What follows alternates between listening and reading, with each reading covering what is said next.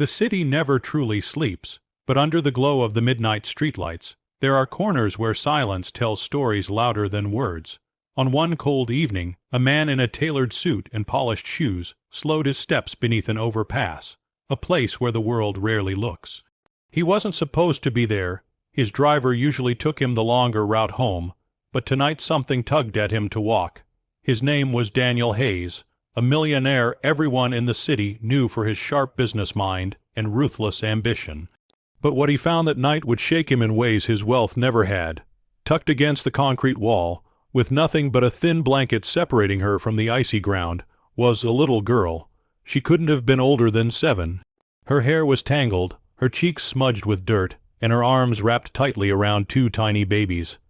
They were swaddled in torn shirts, their breaths shallow but steady, their little faces pressed against her chest for warmth.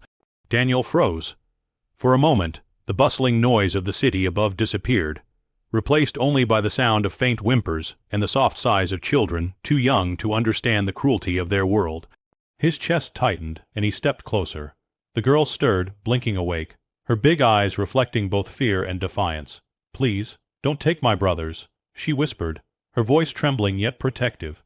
Daniel knelt down, the concrete biting through his expensive trousers, but he didn't care. He reached out a hand not to touch, but to show her he meant no harm. "I won't take them," he said softly, his throat thick. "I just want to help." The girl hesitated, clutching the babies even tighter. "They're hungry, but they need me. I promised Mama I wouldn't let go." Her words cracked as though each one carried the weight of an entire world. Daniel's mind spun. Where was their mother? Why was this child left to carry such a burden?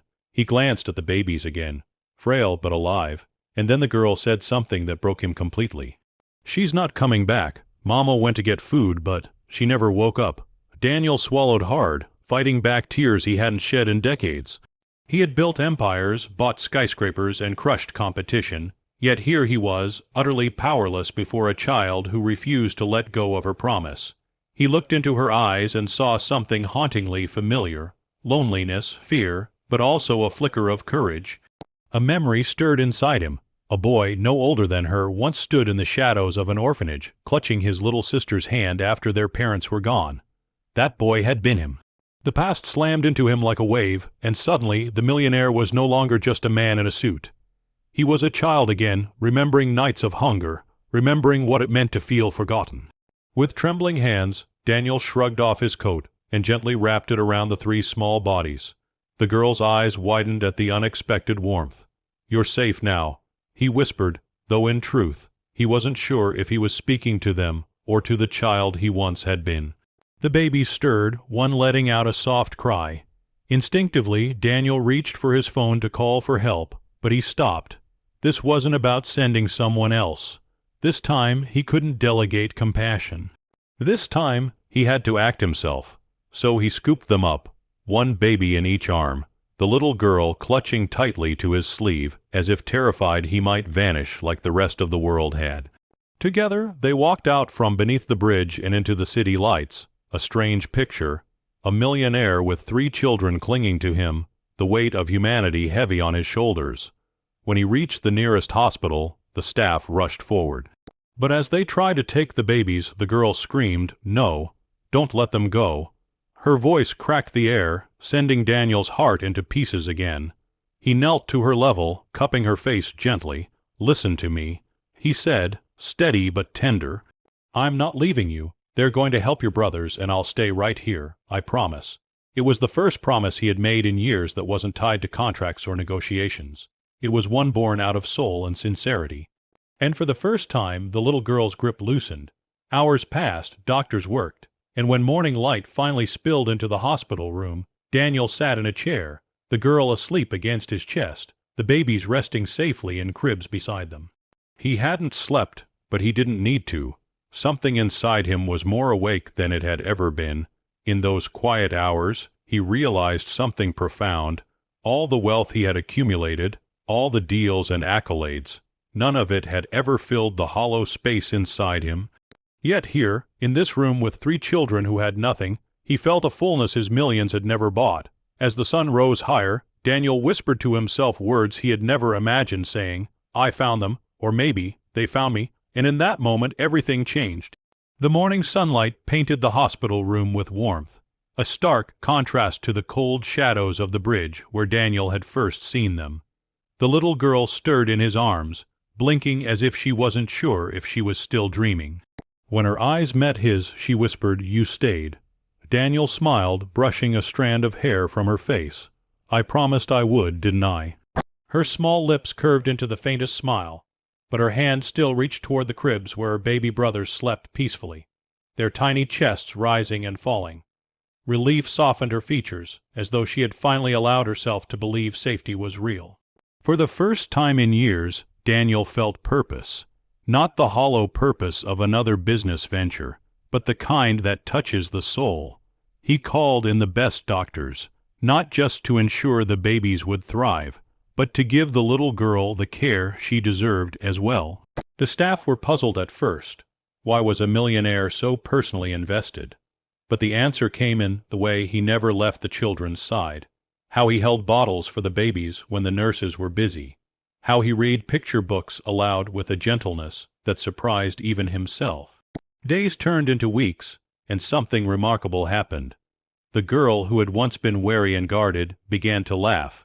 The sound was soft, unsure at first, but it grew stronger each time Daniel told her a silly story or let her win at a game of cards. Her laughter became the music that filled the lonely spaces in his heart. One evening, as the babies slept and the city twinkled outside the window, the little girl looked at him with curious eyes. "What's your name?" she asked.